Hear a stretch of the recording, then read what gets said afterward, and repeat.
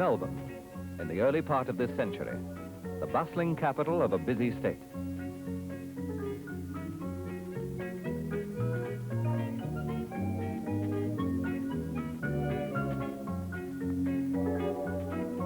Electricity was new to the city then. Only a few years before, the streets had been lit with gas. There were no electric trams, no electric trains. Victoria depended on black coal for railways, for industry, for gas, for electricity. Black coal that had to come by colliers from New South Wales because Victoria had little black coal of its own. Strikes in shipping and on the coalfields brought industrial dislocation. During the First World War, strikes caused fuel shortages so severe that the Victorian government reopened the old brown coal mine near Morwell in the Latrobe Valley. Worked for a time in the 1890s, the mine had long been abandoned. Now men went to work to win as much coal as they could. Men of vision had long seen Victoria's brown coal as the source of power it had become in Germany, where experience had shown that although raw brown coal was a low-grade fuel, it served well when burnt in special furnaces near where it was won. In 1917, the Victorian government appointed a committee of investigation under Hyman Herman, the state geologist, who is now regarded as the father of brown coal. The committee recommended the development of the Latrobe Valley's extensive brown coal fields to provide fuel and electricity for Victoria. On their report, the government acted, and Sir Arthur Robinson, Solicitor General and Minister for Public Works, drafted the bill that became law, the Electricity Commissioners Act, in 1919. 1919, the year of the first flight from England to Australia. Prime Minister Hughes presented a cheque for £10,000 to Ross and Keith Smith. In March, the Electricity Commissioners were appointed. Sir Thomas Lyell, scientist, chairman. George Swinburne, engineer. Sir Archibald McKinstry, who resigned after 4 months, and was replaced by Sir Robert Gibson, businessman. The commissioners set up their office in the basement of Melbourne's old Geological Museum, appointed their first officer, Secretary Roy Littlelow, and went to work. Electricity supply was chaotic. Different authorities, different voltages, phases, frequencies, AC, DC, and interruptions, caused by the shortage of black coal. At the end of 1919, the Electricity Commissioners reported in favor of an electricity generating project based on the brown coal fields near Morwell. Parliament approved the project. In 1920, the Commissioners began organizing a workforce in the Latrobe Valley on the site later named Yallourn. At the same time, they organized accommodation of a sort.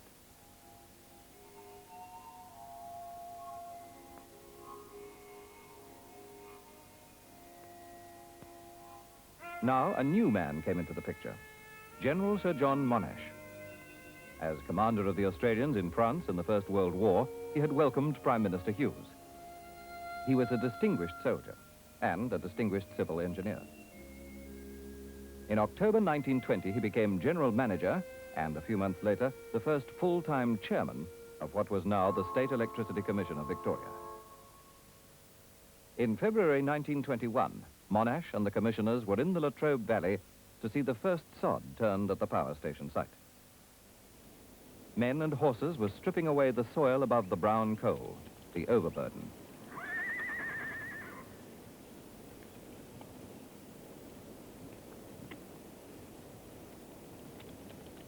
A temporary power station generated electricity for the project and for the people of Tyres nearby, the Commission's first country customers.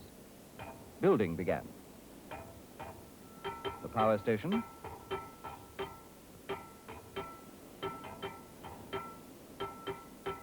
the briquette factory,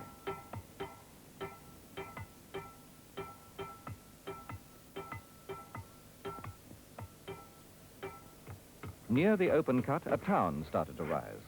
Homes for workers and their families. The first planned town in Australia.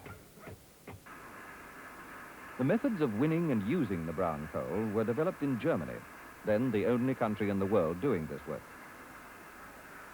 Today, the steam shovel looks crude and slow, but to men swinging shovels by hand, it was a great improvement. Steam locomotives dragged the overburden to dumps beside the Latrobe River. The day was coming closer when brown coal would be the vital source of power for Victoria. By mid-1921, the Commission had its own headquarters in Melbourne.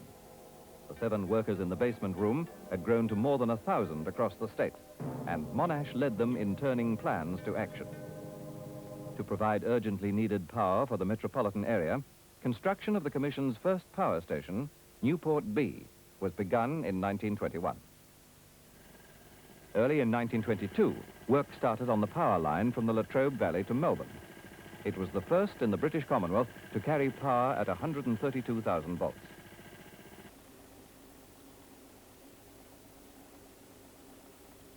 When the first tower went up, Monash was there. He took a personal interest in all the work. The Latrobe Valley sites now had its new name, Yallourn, a combination of the Aboriginal words for brown and fire, and new equipment. The overburden now went to the conveyors of a boom stacker that spread the earth over the dumps. There were difficulties. The overburden was doughy clay, hard to work. Sometimes it seemed to be actively fighting the men.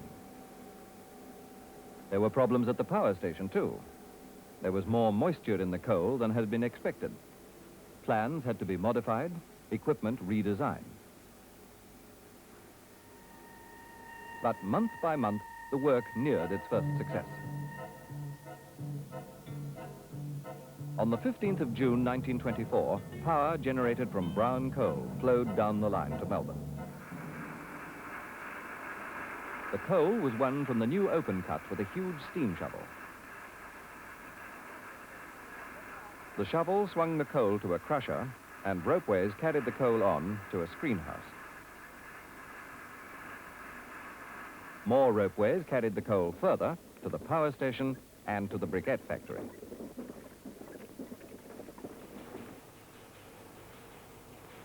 1924 saw another achievement. The briquette factory began production, the first large-scale plant outside Europe. Crushed, dried, and compressed in the factory, with nothing added, brown coal became a compact, efficient source of heat.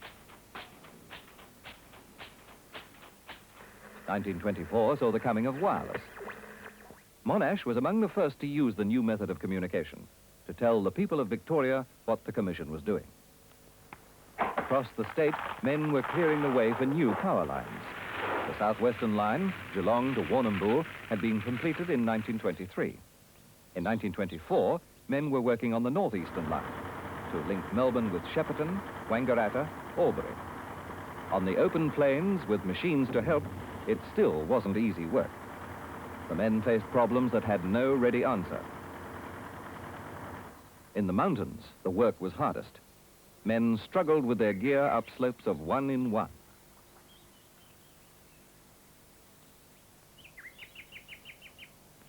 Driving was a tricky job on the greasy slopes, but one car had to get through, the pay car. Going downhill, the driver tied a sapling behind, jammed his brakes on, and hoped for the best. When cars, horses, and tractors failed, bullocks were called in. The Commission had its own team and its own driver, with a traditional name, Bill Bullock, but apparently without the traditional language. Off duty, he was a lay preacher.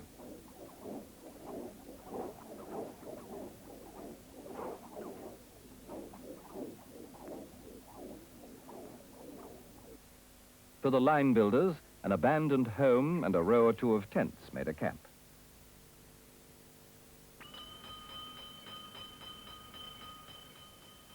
No luxury, that the men were young, most of them, and all of them were tough. Many could remember worse conditions. They were diggers of the First World War, like Monash himself. Every Anzac Day, Monash put on his uniform to lead his returned soldiers. He was one of Australia's great men, in war and in peace. Soldier, scholar, engineer.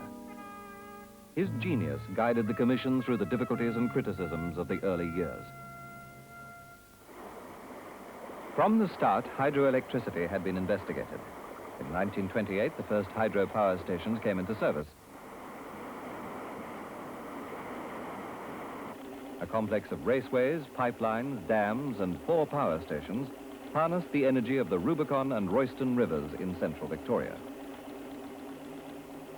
All 4 stations were directed by one man. The system was among the first in the world to be remotely controlled. The nearby Sugarloaf Reservoir provided complementary hydropower. The Rubicon and Royston streams produced most power in winter when water flow was at its highest. In summer, Sugarloaf waters, released for irrigation, drove the generators of the power station. They produced electricity first in 1928.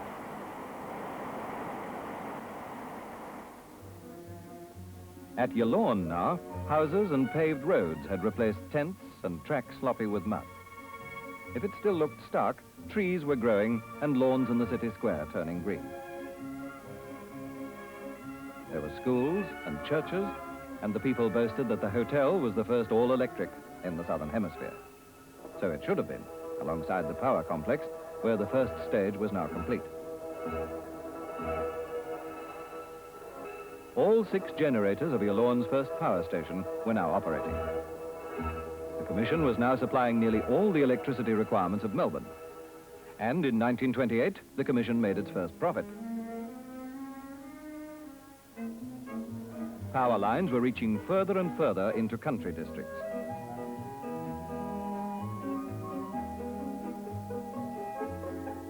In the 1920s, there were some very surprised cows. The electric motor brought a revolution in farming. Chaff cutting was easier when motor power replaced arm power. Conveyors were more efficient than shovels. By now, the Commission was supplying more than 100 centres outside the city and its suburbs. In homes, ladies were using electric hairdryers. Gentlemen pressing their trousers with what were called electric valets. Life's worries were massaged away electrically. If the breakfast table looks more like a salesman's dream than any real table, it still shows the impact of electricity.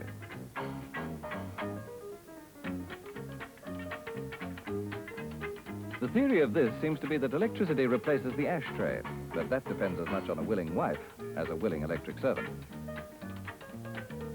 The slogan of the day was, "Do it electrically, it's cheaper." Surely he hasn't dropped ash up there, but if he has, electricity will cope. People were talking about the roaring 20s. Everyone was having a good time, but as well as play, there was work. Industry was quick to take advantage of electricity. A quarry's trucks were hauled by electric motors. Monash was right when he said demand never falls off, it always grows. No one who uses an electric motor would go back to a steam engine. When you build an electricity supply system, you persuade many to use electricity who have never done so before.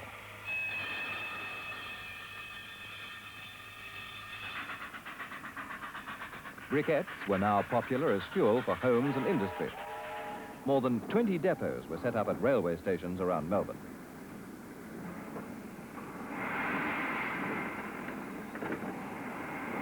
Briquettes proved their value again and again.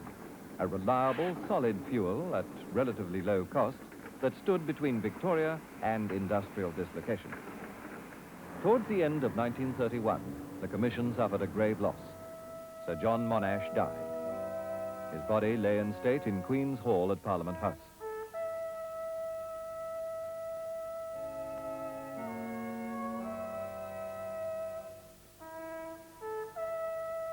"300,000 people lined the streets to mourn his passing. He had led the Commission through its first 11 years and set it firmly on the path to success.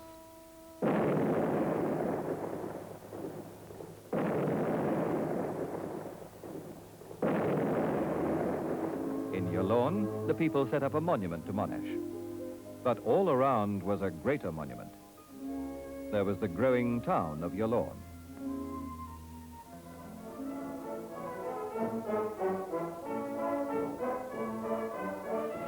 There was the power and fuel complex built under Monash's leadership and guidance. The open cut was almost completely mechanized now.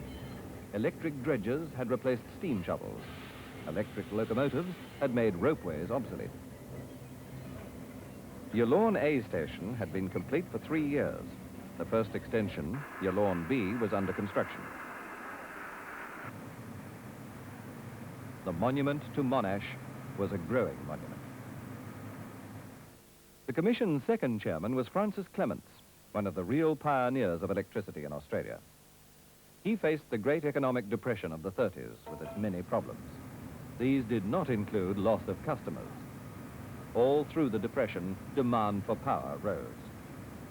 The Commission had been criticized for being optimistic in its forecast of demand. In fact, in the second 10 years, demand more than doubled. A second 132,000-volt line now linked Yallourn with Melbourne.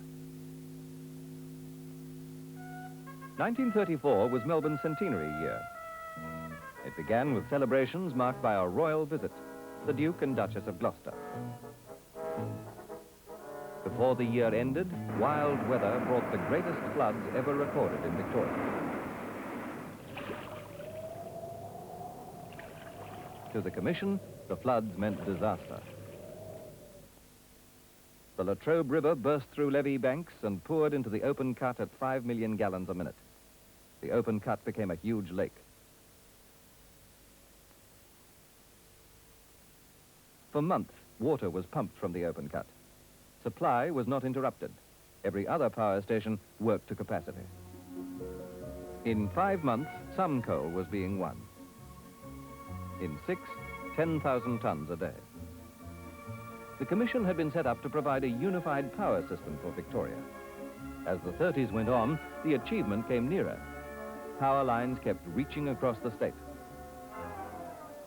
In 1937, George Jobbins became chairman as expansion continued. He was another pioneer of electricity in Victoria. The Kiewa snows, as a source of power, had been investigated in the earliest days.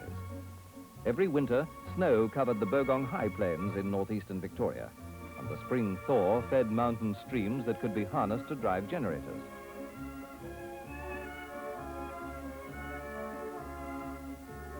Where rough tracks had served only cattlemen, Commission surveyors struggled up with pack horses to measure the potential of the area.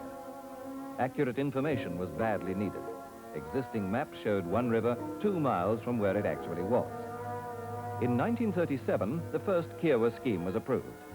And in 1938, site work began, with explosions. But there was a bigger explosion to come. Some 2,000 of the Commission's people joined the forces. 70 men gave their lives. War brought urgent demands for power and fuel. The briquette factory worked 24 hours a day, 7 days a week, all through the war. There was a substantial reserve of generating capacity when war broke out, but during the war, demand rose by 70%. Electricity, to process food for the services, to produce arms, ammunition, war equipment, to serve the home front. Spares, equipment, and fuel were hard to get. So were men. Overload became normal. Machines were forced to produce more. It was impossible to install much new plant. Maintenance was limited. But supply was interrupted only once. In the summer of 1944, disaster struck again. Bushfires blazed in the La Trobe Valley, and flying embers were blown 5 miles onto the dry coal of the open cut. The whole of the open cut was soon burning. Even with troops helping, it took days to bring the fire under control. But ways were improvised to bring supply back to normal within a fortnight. At Kiewa, war shortages delayed development. But electricity came from the first generator in 1944 and the second in 1945 at Clover Power Station. Clover, Rubicon, Sugarloaf, Ballarat, Geelong, Newport, Yallourn. Every commission station worked to overload and supply was maintained. At last, V for victory.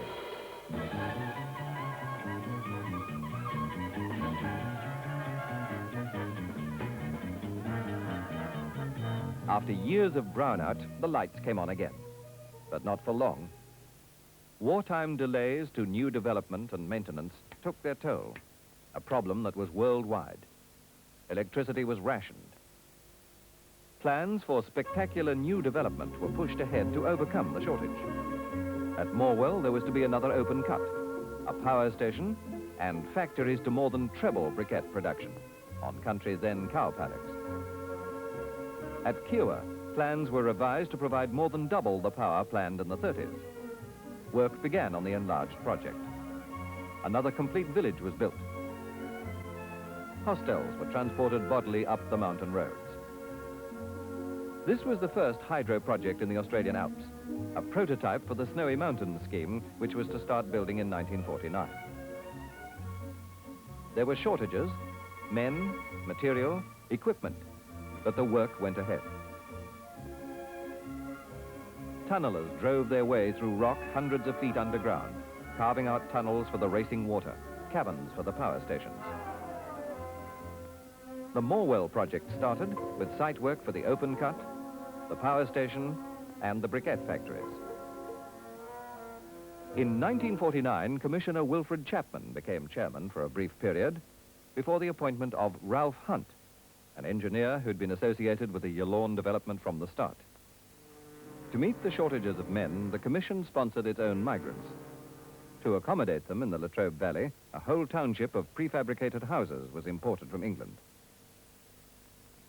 The shortage of materials became so severe that the Commission bought a ship of its own and chartered others to transport urgently needed timber and cement. And just as men and materials were becoming available, another shortage struck. This time, money for new development. Work on new projects was drastically slowed. Men had to be laid off. Equipment was stored. Material lay idle. At Morwell, construction came to a standstill. Some progress was made. Newport Sea Station was completed. Operating continuously, it became a source of supply as important as the generators of Yallourn. More fuel became available. Arrears of maintenance were overhauled. Other stations came into service. In 1952, rationing ended. Progress was made in distribution, too. Self-help schemes, with country consumers advancing money against the cost of the lines to bring them power, meant that electrification of country districts could go on. A new power line now linked Kiewa with Melbourne. At 220,000 volts, it was another first in Australia. In 1954, lights spelled out a welcome.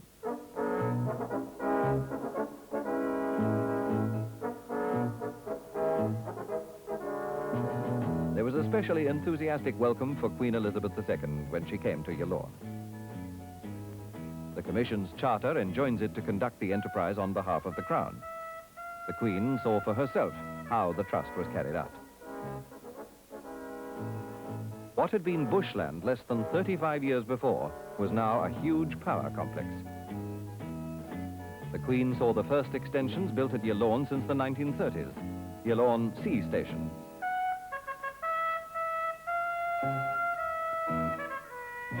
Another power line, at 220,000 volts, now ran from Yallourn to Melbourne. Around the state, 5 package power stations were installed to meet the continuing rise in demand.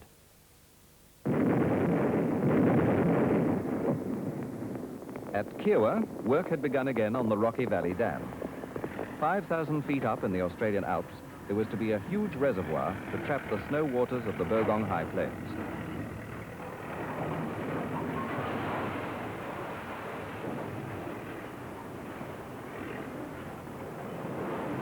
From this reservoir, water would run through raceways, tunnels, and pipelines to drive the generators of the scheme's 3 power stations.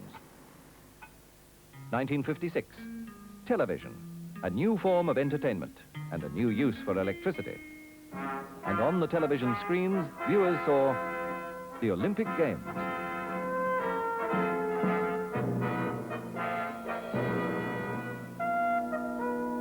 In the same year, the present chairman, Willis Connolly, took office. He had been an engineer with the Commission since the early Yallourn days. The Commission now generated 99% of Victoria's electricity, but power stations worked to capacity to provide this. There was still no margin. So work went on to keep pace with demand and to get ahead of it. At Yallourn, giant new dredgers, bucket wheel dredgers, increased coal output.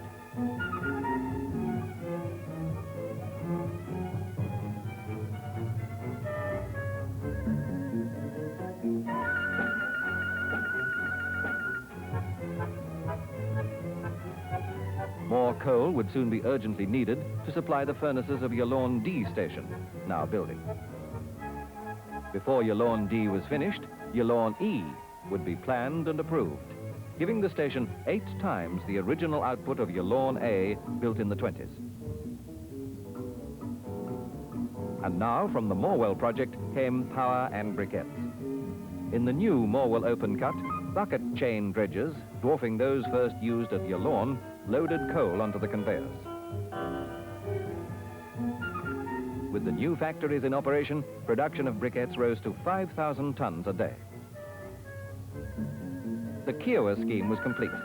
The high plains snow no longer melted to streams rushing down the gullies. The water was controlled to produce electricity. Hydroelectricity also came from the Great Snowy Mountain scheme. Victoria, New South Wales and the Commonwealth had agreed to share the output of this hydro project. In 1959, the first power flowed into the Victorian grid. This link meant that Victoria and New South Wales could exchange electricity to the advantage of both. The total mileage of high voltage lines was now so great that helicopters were used to patrol them. And still more high voltage lines were building. Across gullies in broken country, linesmen used rockets to carry the lines.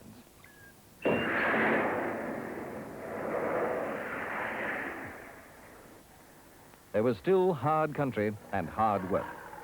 The days of the bullocky were gone, but men were still turning plans to action, bringing power to more and more of Victoria.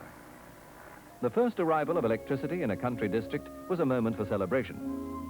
At the peak of supply development, switch-ons in the country happened almost weekly.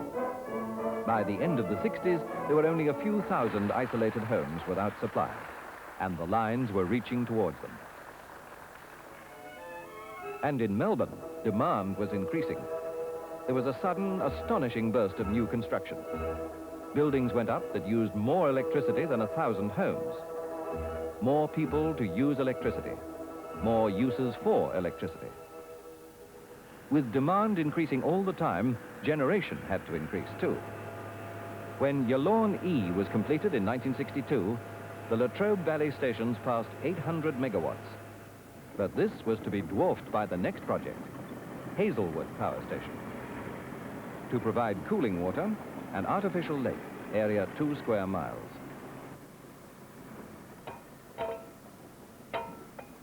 The building, 1/3 of a mile long, more than 200 feet high.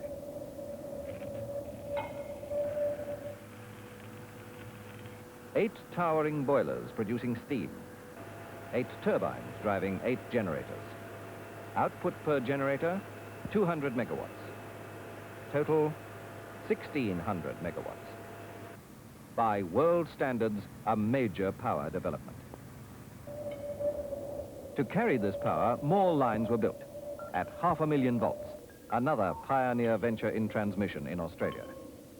Each line carries 24 times the power carried by the original line built less than 50 years before. 50 years of service to provide Victoria with power. Power to serve industry.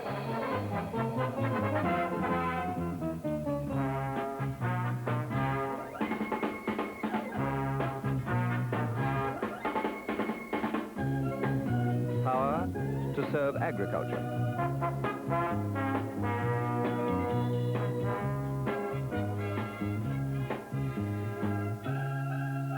Power for transport.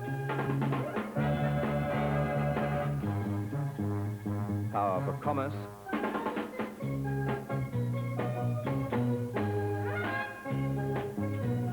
Power for homes.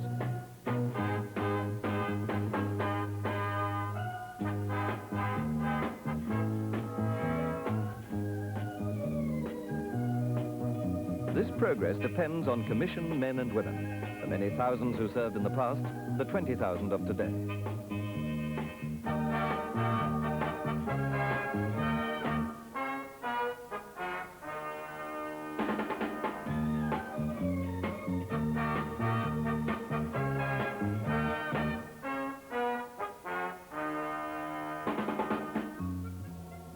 The Commission, with 1.25 million customers, has taken electricity to every corner of the state. The work has grown so much that only computers can handle the figures. The reports that cross the desk of the chairman, Dr. Willis Connolly, speak of millions where once it was thousands, of one electricity authority where once it was many. Since 1919, the State Electricity Commission of Victoria has given 50 years of service to its customers and owners, the people of Victoria.